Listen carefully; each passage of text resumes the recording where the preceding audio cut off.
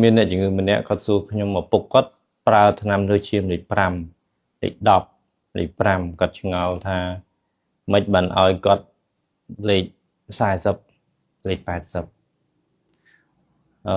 លេខមិនមែនជាចម្លើយទេលេខមីលីក្រាមជាកម្រិតថ្នាំទេប៉ុន្តែយើងត្រូវសួរថាថ្នាំលើឈាមវាមានច្រើនក្រុមច្រើនមែនទេហើយឈ្មោះវាមានច្រើនអញ្ចឹងគេអត់មើលលេខទេលេខ2ខ្លះស្មើនឹងលេខ5លេខ5ខ្លះស្មើលេខ20អាហ្នឹងអញ្ចឹងគេមើលឈ្មោះថ្នាំមែនតើទៅថ្នាំលើឈាមមានច្រើនក្រុមមែនតើគ្រូពេទ្យបញ្យល់ថាថ្នាំណាវាប៉ះមិនថ្នាំណាវាធ្វើឲ្យវិលមុខថ្នាំណាវាធ្វើឲ្យឡើងអាស៊ីតថ្នាំលើឈាមថ្នាំណាធ្វើឲ្យទល់លាមកថ្នាំខ្លះធ្វើឲ្យញ័រទ្រូងថ្នាំលើឈាមខ្លះធ្វើឲ្យចុះចិត្តស្ករអត់ដឹងអញ្ចឹងវិលមុខក៏ដោយសារថ្នាំលើឈាមដែរអញ្ចឹងថ្នាំលើឈាមគ្រូពេទ្យប្រើមួយមុខប្រើពីរមុខជួនកាលប្រើ3មុខធ្វើម៉េចឲ្យសម្ពាធឈាមល្អដល់គោលដៅសំខាន់មួយមុខនឹងឈ្មោះអីមិនមែនសំខាន់លេខប្រមាណទេព្រោះថ្នាំខ្លះលេខ20វាស្មើលេខ5ទេកម្លាំងវាប៉ុន្តែគ្រូពេទ្យអត់ចង់ឲ្យលេខ5ហ្នឹងចង់ឲ្យលេខ20លេខ40លេខ8នោះថ្នាំខ្លះលេខ150វាស្មើនឹងអីអញ្ចឹងតែអ្នកជំងឺនៅតែមិនយល់កន្លែងហ្នឹងពេលខ្លះគេបូកចូលគ្នាដើម្បីប្រសិទ្ធភាពថ្នាំផ្សេងគ្នាអាហ្នឹងហើយដែលយើង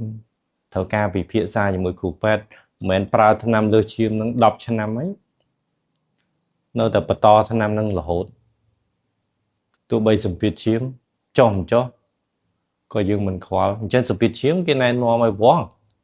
បើសិនជាមួយថ្ងៃ24ម៉ោងមានតែ2នាទីសម្រាប់វាស់បានទេហើយតែមិនត្រូវវាស់សម្ពាធឈាមយើងខ្លាចស្លាប់មកជាងខ្លួនខ្លាចកាំងមិនដងយើងចង់គ្រប់គ្រងសម្ពាធឈាមឲ្យបានត្រឹមត្រូវអញ្ចឹងថ្នាំលើឈាមត្រូវឆ្លងកាត់គ្រូពេទ្យគិតពិចារណាទៅតាមអាយុទៅតាមគីឡូទៅតាមកត្តាផ្សេងទៀតកត្តាត្រង់នោមកត្តាទឹកនោមផ្អែមណាកត្តាដែលហាត់ប្រាណបានកត្តាហាត់ប្រាណបានថ្នាំអាស៊ីគេចូលចិត្តឲ្យអីអឺរ៉ុបគេចូលចិត្តឲ្យអីបញ្ចុះទឹកនោមវាមានរឿងអីអញ្ចឹងថ្នាំលើឈាមអត់ស្រួលទេត្រូវការបត់ពិសោធន៍គ្រូពេទ្យច្រើនណាមិនមែនចិត្តតែឃើញគេលេបអាហ្នឹងគេលេខ5តគ្នាអញ្ចឹងហើយវាអត់បានការពារខួរក្បាលបេះដូងអ្នកជំងឺទេខ្ញុំ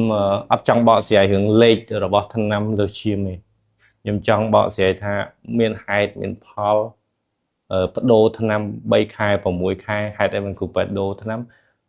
មកអង្គុយពិនិត្យមកព្រឹកមកអង្គុយពិគ្រោះមក